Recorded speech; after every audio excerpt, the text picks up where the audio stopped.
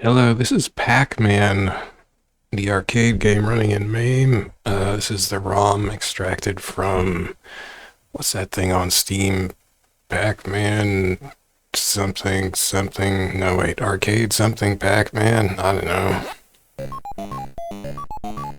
I can't remember.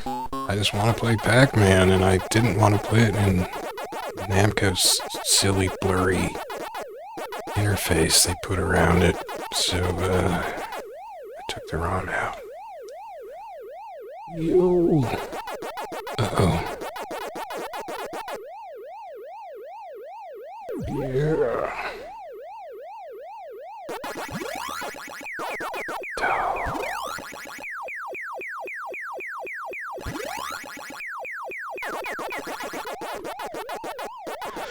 I was looking at my other Pac-Man games that I had set up on my desktop, and I had Miss Pac-Man, because strangely they still sell that one on Steam, even though they've decided they've decided to try to erase Miss Pac-Man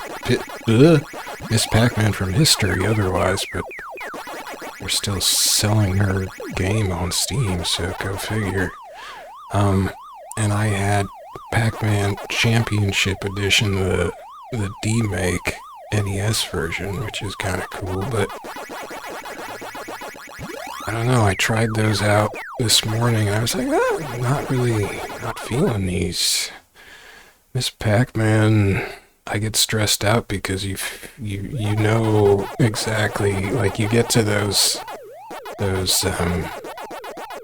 it's like 3 stages with the pastel blue walls, and I get stressed out. I don't like those stages, and I always know that, oh man, now I gotta get through 3 of these. Whereas in Pac-Man, the stage never changes, so you don't really know, well, you kind of know where you are because there's fruit, but still, it's the same maze, and you kind of get more into it, at least, but it's probably just because I'm still pretty ignorant of the stage progression. Once I figure that out, I'll start to get stressed about it, because I'll know exactly where I am and when the stages are going to get hard and when they're going to get slightly easier again and so forth. But who knows? I don't know. Maybe I'll just be forever immature-ish, which seems likely.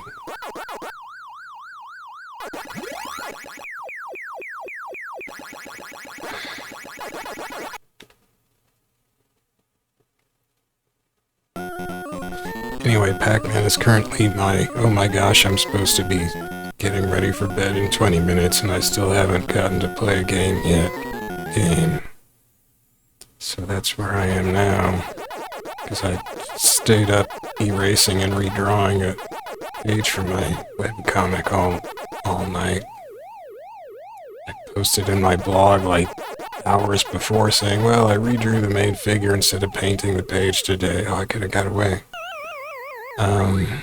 But oh well, I'll try to paint it tomorrow, and then I spent like at least several more hours erasing and redrawing all the figures, because I don't know, trying to change how I draw, I guess, I don't know, I always default to kind of a cartoony style of drawing, and I don't really want to do that. I mean, it's a comic, so it'll always be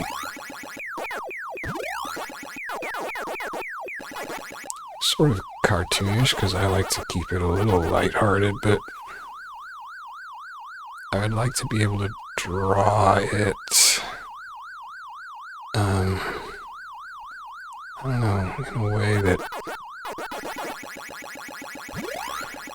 you can look at it and think, oh, that looks kind of cool, and those characters have some edgy, not edgy, but you know, there's like a hard edge of some sort of realistic figure going on there that is cool. It's hard to have a cartoon character really capture that sort of feeling. I mean, this is like a science fiction webcomic, and I want it to have a kind of cool, sleek look to it. That's what I want. Whether I can actually do that without just completely burning myself out trying to draw that way is another question, because I don't know. It takes me like hours and hours to, it seems like, to sort of beat down my, I don't know, my default cartoony habit of drawing things just big and floppy to try to get down to some kind of sleeker style.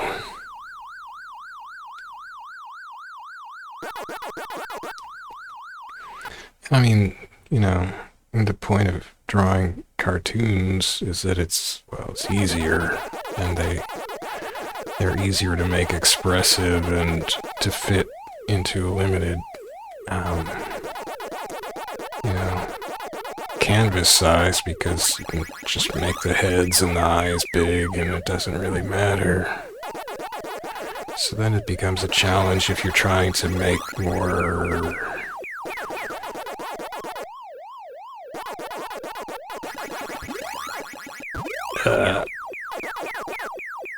non-cartoony looking characters. That means that their heads are a lot smaller. For instance, their eyes are smaller, and so the question then is, how do you get expression? Yeah, I don't know. I guess the answer for me so far is, well, you just keep redrawing the layout and the positioning of the figures, and you probably end up with them not where you really intended to have them, and who knows if their expressions are going to be readable, especially after you've tried to paint it in watercolor.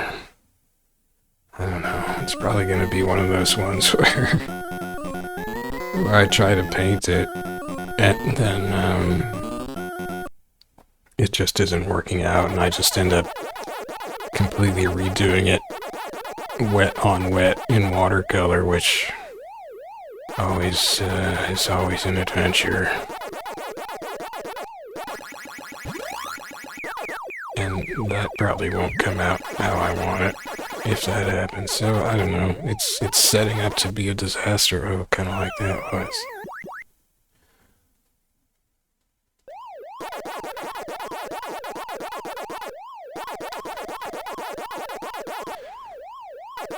Also, I'm not sure that I'm any good at playing games for score. Like, if I think about the score in a game, I start to get stressed out, because, like, how am I ever going to get 71,000 points again? I don't know.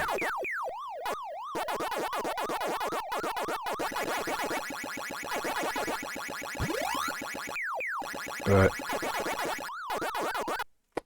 I'm trying to just get Pac-Man fever, you know, and just play, just eat dots and don't worry about it.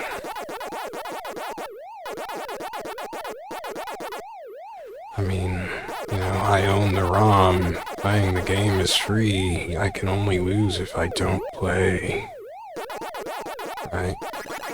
I don't know if that's true. Oh no, I can lose if I try to eat a ghost who is not staying in ghost form very long, because it's the first... What fruit is that? What's the... I don't know, what's the green spotty fruit? I forget. I don't know my fruits. Well, I got to the green spotty fruit, so that's something.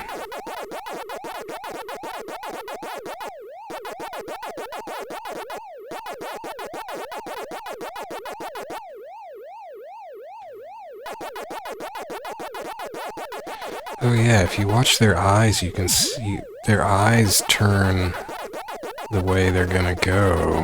I forgot about that. Like a little bit before they reach the corner, their eyes have already indicated which way they're gonna go. Not when they're in edible form, but when they're in their regular ghost form. So like that one, is that Clyde? He didn't look, why did I avoid that guy? He didn't look towards me, so he wasn't gonna turn in towards me there. So you can actually see which way they're gonna go a little bit before they actually turn. So you would think I would be able to use that to my advantage.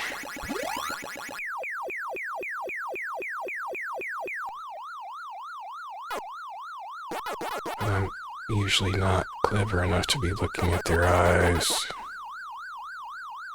Usually just panicking and running.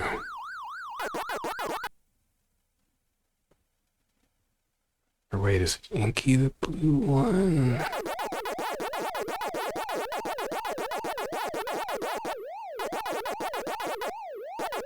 Clyde's the, I don't know. Probably says it in the intro. Oh, shoot. Oh, I can't help going for the fruit. I'm still such a fruit sucker. I guess the strawberry is the spotty fruit if you really want to go there. It's got the little seeds on the outside. Like, how did strawberries evolve to have seeds on their outside anyway? Are those seeds? Maybe those aren't seeds. I don't know. I don't know. I don't know enough about fruit. When I was in high school, I worked at the local Baskin-Robbins, and as an employee, you were allowed to take 2 free scoops of ice cream home if you worked at least a 4-hour shift, I think. And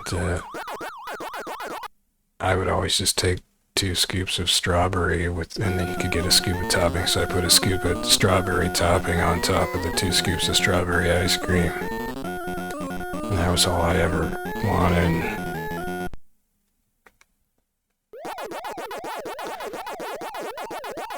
That was before I actually liked chocolate ice cream, although I'm not sure how good Baskin-Robbins' various chocolate ice creams are. Well, actually, I guess more recently I had their... Ah, dang. I'm not getting any fruits. I'm dying. They probably have some alright chocolate ice creams. There's no need to be elitist about Baskin-Robbins chocolate ice cream. I just didn't like chocolate ice cream as a kid. I'm not sure why. My palate wasn't sophisticated enough, perhaps. Or maybe... my parents used to get Neapolitan ice cream, you know, the stuff that... that had... I guess it was just chocolate, strawberry, and vanilla. And it was always the worst, cheapest, grossest tasting versions of each of those 3 flavors.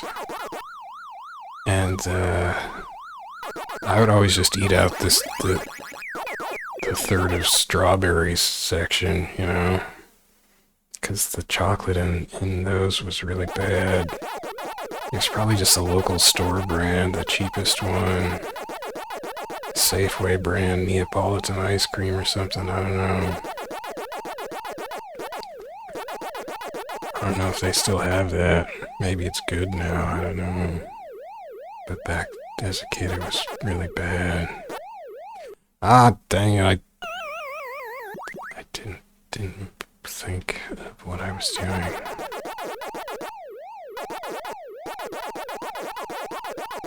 But then, like, when was it? I guess it was like 10 or... No, it's more like 15 years ago. I went through kind of like this elitist chocolate phase where I would only eat like 100% raw cocoa chocolate. which basically tastes like dirt, no matter how refined a brand of chocolate it is. But I was getting that stuff because I got into that because I was working long hours in the game industry. And I guess this was, well, yeah, it's like 15, a little over 15 years ago. Working long hours in the game industry, and I felt like I needed caffeine to keep me awake, which was probably not true. Caffeine just makes you twitchy, but I didn't know that then. Wow, they started going real fast. Uh-oh. And I didn't feel like I liked coffees, even though I was in Seattle, or on the east side of Seattle where I was working. I lived in Seattle, so I had to commute, but you know, which was, Seattle was like the coffee Starbucks HQ, but I didn't drink coffee. I think I thought that made me extra cool. Anyway, I didn't feel like I liked coffee at that point in my life, or at any point previously. But I wanted caffeine, so I thought, well, I'll get this like raw cocoa, 100% cocoa coffee. Oh, there's dots up above. I thought that was it. That was terrible. I should have looked at the names. So I started just eating just chunks of 100% cocoa to keep myself sort of awake at work, which was just, you know, not a great idea. It even ended up doing like weird stuff to my teeth. I don't, maybe not permanent. Well, yeah, because it like actually stained my teeth, like coffee can stain your teeth, which I guess is at least partly due to the cocoa, and that's what I found.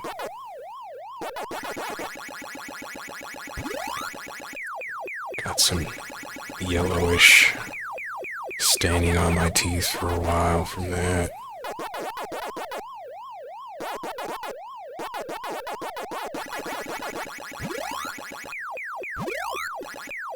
I guess if that's the only really noticeable side effect I suffered from it, I got off fairly lightly. Who knows, I probably just, you know, lost some brain functionality from lack of sleep and so forth. Didn't develop all the synapses I should have been developing, or whatever, I don't know. See? It's probably just gonna go completely senile at an early age. Relatively early age. Oh,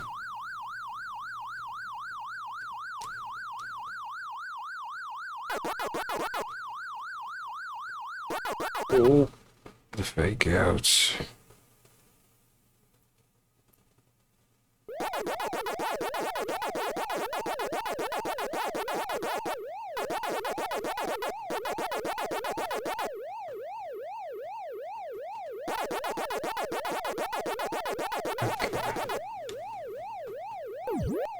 Oh, that was another thing, like, oh, I was trying to play, I went and checked out, I guess it was the world's biggest Pac-Man game, which is a website that Namco, well, they paid some company, I guess, or they got some company to make this web-based Pac-Man game. It's not great, but its whole shtick is that people can make, well, it was set up to, I think, be shared through Facebook. Like, if you register through Facebook on the thing, it'll track your score or something, I don't know.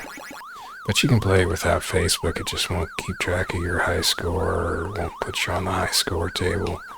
But, it's the world's biggest Pac-Man, and I was playing it and something felt weird, and I realized there's no sound of the ghosts as you're going around the maze, or well, any of the little user-made screens, which are just sort of amazingly horrendous mazes for the most part. Amazingly horrendous mazes. They could put that on the advertising for it. Yeah, there was no, wow, wow, wow sound or anything. How do you leave that out of a Pac-Man game? I don't know. I guess maybe they, as a web-based thing, maybe they just didn't, it just wasn't gonna work. It's just, didn't have the, I don't know, they could have done it. If you can do Pac-Man on a, whatever this hardware was, you could do it on just about anything, right?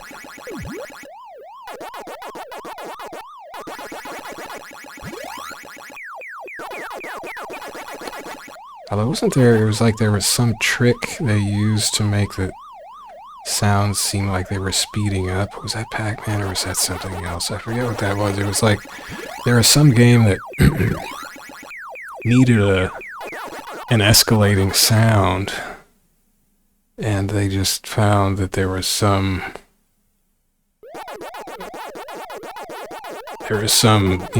what would have been considered a flaw in the code that caused this one sound playing to get, it was either speeding the sound up or changing the pitch, or the sound was getting weird anyway. And there's my fruit sucker death. And it was, because of this problem in the code, but they were looking at it, or the programmer was looking at this and said, I can use that effect. Oh, I'm getting greedy. To make this sound that escalates like that. It was one of the early classic games. I don't think it was Pac-Man though, because I think this was an American developer who was talking about this. Oh, it was probably... what's his name? The guy who was half of the team that designed, like, Robotron and Defender and stuff. Because I was watching some interviews with him not too long ago.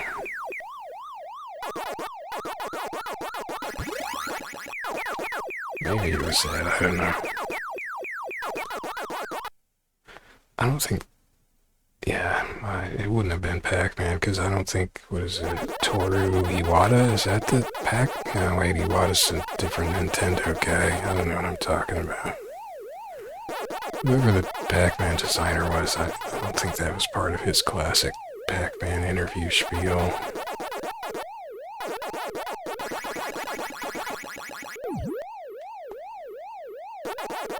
Not that I don't think he even did that many interviews, at least not in English. And, why would you?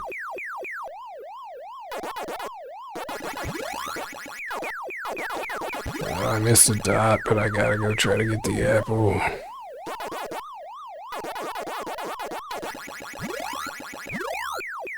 Oh!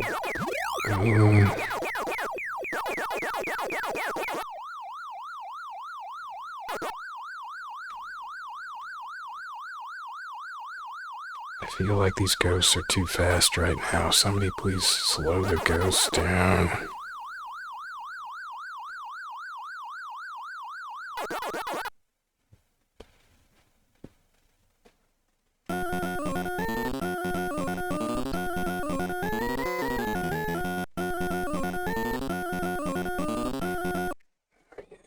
And then in the level, in stage 10 cinematic, you see something even weirder that they Frankenstein out of that. I never knew that before.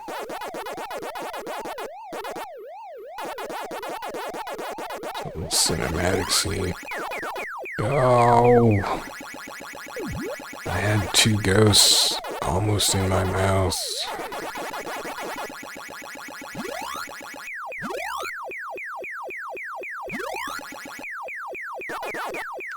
Oh, nuts. Didn't mean to do that. Dang.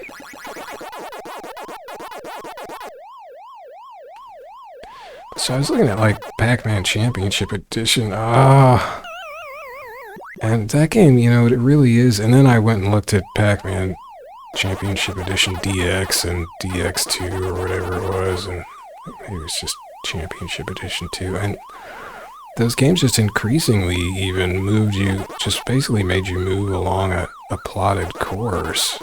And I don't want to do that. I want to go where I want to go.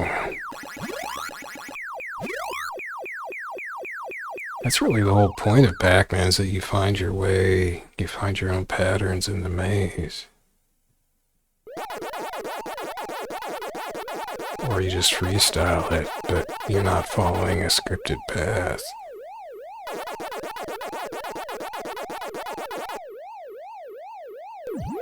A 1,000, yeah. I don't know, why did I do this?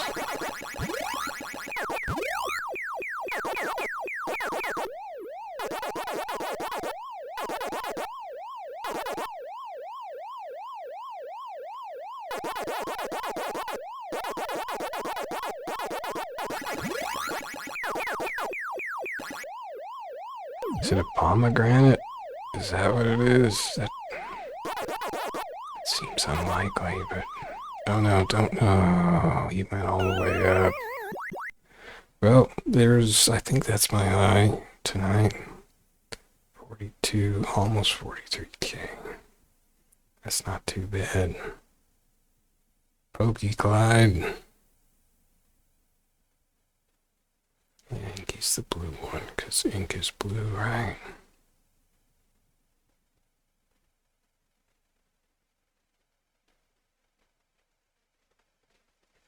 And they throw the wrench in the works with Clyde. Well, yeah, Pac-Man rules, and Namco's never been able to make another really good Pac-Man game. Which is sad. I keep looking at, like, what's that 3D one that they remade recently? Repack or whatever? Well, no, Repack was the remake name. It just doesn't, you know, it's just a platformer. It's not a Pac-Man game, really. Now they're doing some, they announced and showed some footage of some game that's supposedly a Pac-Man game, but doesn't look anything like a Pac-Man game at all. There's shoehorning into the Pac-Man franchise somehow. It's ridiculous. They've just given up. They gave up after probably Super Pac-Man or something. Just they couldn't do it. Well, I guess the original creator was involved in Championship Edition, but Championship Edition was really just a reaction to years and, well, just a reaction. That's more than that, of course, but it was a reaction to years and years of probably him watching people play his game in ways that he never, of course, imagined they would, and where they would play for hours until a kill screen or whatever, and just, you know, taking advantage of the AI routine, the, like, you know, super tiny efficient AI routine, and exploiting it to do ridiculous things over and over and through 256 or whatever stages. So he's like, well, yeah, I'm going to make a game that's got a time limit, so you can't go through that many stages, and you got to hurry, and you just eat a lot of ghosts and power pellets and stuff all the time, which is cool, but cool in a rather limited way. Like, it intentionally limits you, because it didn't want you going through 256 levels in hours long marathons, I guess. But that's kind of what I want to do. That's kind of what I would want to do. But I don't really want that for now, because this is my only short play game that I have at the moment, that I have in my games I like list. Well, I guess there's Dragon's Lair. That's a pretty short game, depending on which mode you put it on.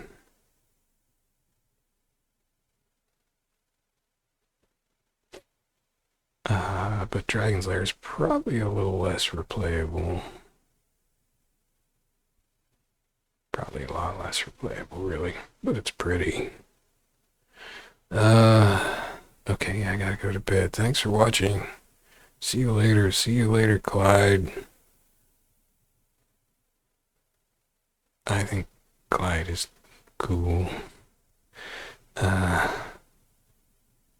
And I got to the pomegranate, or whatever it is, so that's good.